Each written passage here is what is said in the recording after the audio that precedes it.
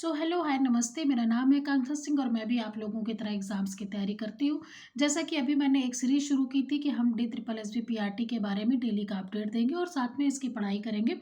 और मैंने परसों ये बात बोली थी, मतलब परसों ये बात बोली थी कि ये वाला टेस्ट अटेम्प्ट करेंगे फुल मॉक में, मॉक का पहला टेस्ट अटेम्प्ट करके, और हम इसका स्कोर डिस्कस करेंगे, एनालिसिस करेंगे और चीज़ें को थोड़ा सा फाइंड आउट करेंगे कि जो अभी 3-4 दिन में या 5 दिन में हमने पढ़ाई शुरू की है उसका क्या इम्पैक्ट रहा, हम कितने सही जा रहे हैं, कितने गलत जा रहे हैं और कितनी चीज़ें हमारे उसमें हैं, कितनी नहीं है।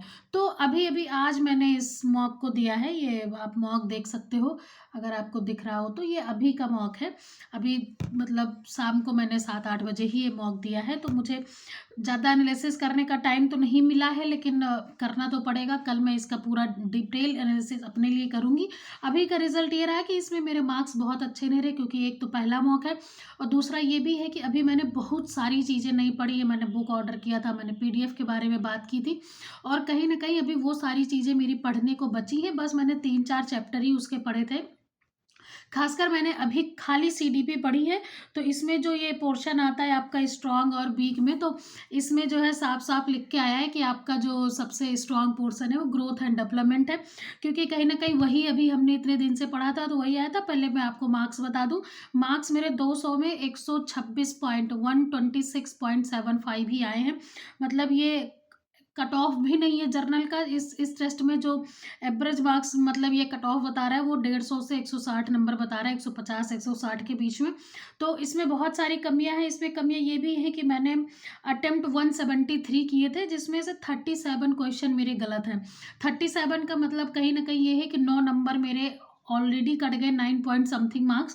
नहीं तो ये थोड़े मार्क्स और बेहतर हो सकते थे, 139 या 36 नंबर ये चला जाता 35 में, लेकिन फिर भी ये कट ऑफ नहीं होगा। लेकिन ये हाँ, ये है कि हम कट ऑफ के थोड़ा सा पास हो सकते थे, लेकिन हम इसको कट ऑफ नहीं कहेंगे, क्योंकि जितना भी अभी हमने ये देखा है, सबने ये बोला है कि आप DSSB PRT के एग्ज़ाम में अपने आप को, अगर आप 160 प्लस अगर आपके आ रहे हैं तभी आप अपने आप को समझो, अदरवाइज आप जनरल में खासकर, अदरवाइज आप बहुत पीछे हो रेस से, क्योंकि बहुत इसमें कट ऑफ हाई भी जाती है, हाई जाने के चांसेस भी बहुत रहते हैं। और जैसा कि इस टेस्ट में भी 200 का टेस्ट है और जो हाईएस्ट मार्क्स बेस्ट स्कोर है वो 191.25 है, तो आप समझ सकते हो कि कितने लोग तैयारी करके बैठे हैं। तो इसमें जो मेरा स्ट्रॉन्ग पोर्शन था ये तो यही था कि ये ग्रोथ एंड डेवलपमेंट है, नंबर सिस्टम है, अलजेब्रा है, वर्बल एबिलिटी है, कि मतलब मैथ्स वाले पोर्शन ठीक है और थोड़ी verbal ability, growth and development भी ठीक है। लेकिन जो मेन वीक पोर्शन है, वीक पोर्शन में मेरे सब, मुझे पता है कि मेरी इंग्लिश अच्छी नहीं होती है और मैंने इंग्लिश के, मतलब मुझे लग रहा है कि एक सेकंड मैं आपको बताती हूँ कि इंग्लिश में मैंने किया ही कितना था।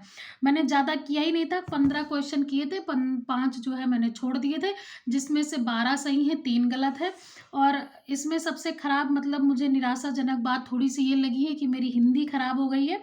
हिंदी में मैंने 20 के 20 अटेम्प्ट किए थे और इसमें से मेरे 5 गलत हो गए, मतलब एक नंबर 1 पॉइंट समथिंग मार्क्स तो मेरे यहीं से डायरेक्ट हो गए, जो कि मुझे उम्मीद ही नहीं थी कि इतना कट सकता है हिंदी में। तो अभी जब से मेरा KBS का एग्ज़ाम हुआ है तब से मैंने ये सारी चीज़ें पढ़ी ही नहीं है, ना मैथ, ना मतलब ना क्वांट पढ़ी है, ना मैथ रिवाइज के, मतलब कुछ भी नहीं किया। जो मैंने KBS 11 तारीख के बाद से जो मैंने सब पढ़ा है वो खाली और खाली ग्रोथ एंड डेवलपमेंट की, मतलब मैंने आप लोगों को बताया ही था कि मैंने इतने दिन में सिर्फ CDP पढ़ी और थोड़ा बहुत मैंने उसके सेक्शनल क्वेश्चन भी सॉल्व किए थे टीचिंग के।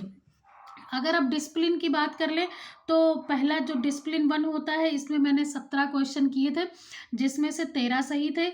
डिसिप्लिन 2 में मैंने 20 में से 20 कर दिए थे, जिसमें से 16 सही हैं, 4 गलत हैं।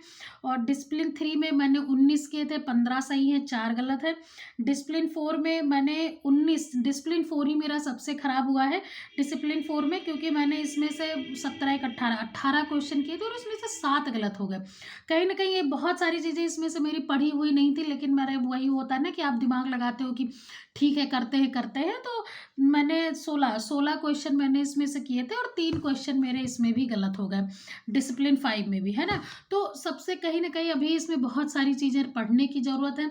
और क जो हम लोगों ने एक अपना अप्रोच बनाया था कि हम जो है वही जो समरी बुक है और जो एनआईओएस की मैम की पीडीएफ है वो हेल्पफुल है कि नहीं। तो जितना भी अभी तक मैंने उसको पढ़ा है, जितना देखा है, वो चीज़ें यूज में आ रही हैं और दोनों का रिसोर्स आपके पास है। बुक नहीं है तो आपके पास उसकी समरी बुक की पीडीएफ है, तो आप इन दोनों को मिला के ही पढ़िएगा, क्योंकि समरी बुक आपको एक चीज़ में हेल्प करेगी सीडीपी के रिवीजन में, और सीडीपी के क्वेश्चन, सॉरी, कहीं ना कहीं सीडीपी के क्वेश्चन आपको आएंगे और वो चीज़ें देखने को भी मिल रही हैं। अभी ये पहला मॉक है तो बहुत ज़्यादा चीज़ें मैं बोल नहीं सकती हूँ कि मतलब कैसे आना है क्या आना है, लेकिन ये है कि आप मॉक दे के अपने आप को एक एनालाइज कर सकते हो कि कहाँ पे कितनी गलतियाँ हैं और कितनी नहीं है और कैसी कैसी चीज़ें हुई हैं। फिर भी आप ये देखो 126 नंबर पाने पर भी आप मतलब इसमें 25,875 लोगों ने ये मॉक अटेम्प्ट किया है और जो मेरी रैंक आई है वो 428 आई है। तो कहीं ना कहीं ये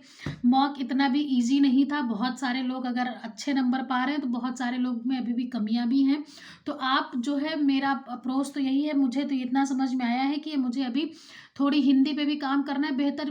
कुल मिला के बात इतनी सी है कि जो आपका बेस्ट पोर्शन है उस पर तो आपको काम करना ही पड़ेगा कि उसमें तो आप 100% गेन करके आओ।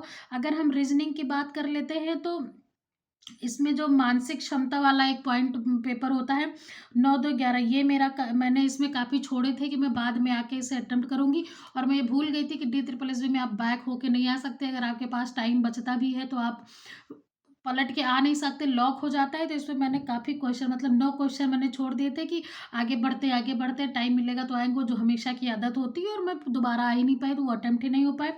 जनरल नॉलेज की बात करें तो इसमें से मैंने 18 क्वेश्चन किए थे और इसमें से 16 सही हैं, 2 गलत थे।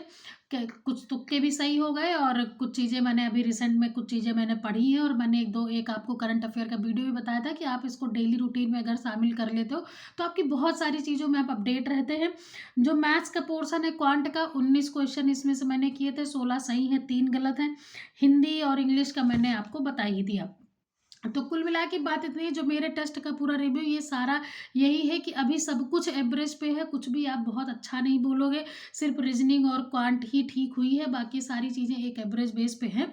तो अभी सब चीज़ों पे काम करना है, लेकिन इससे ये आइडिया लगा कि जिस भी डायरेक्शन में हम हैं कहीं ना कहीं वो ठीक है। इसी को और पॉलिश करने की ज़रूरत है। हमारे पास जो भी अभी 18-20 दिन बचे हैं इस पर हम अपना बेस्ट करेंगे। और आप लोग भी बताइएगा कि आपने अगर ये मॉक दिया है तो आपके कितने स्कोर रहे, या आप किस पोर्शन में लैग कर रहे हो, या आगे का क्या अप्रोच है। बाकी thank you for watching, bye, take care.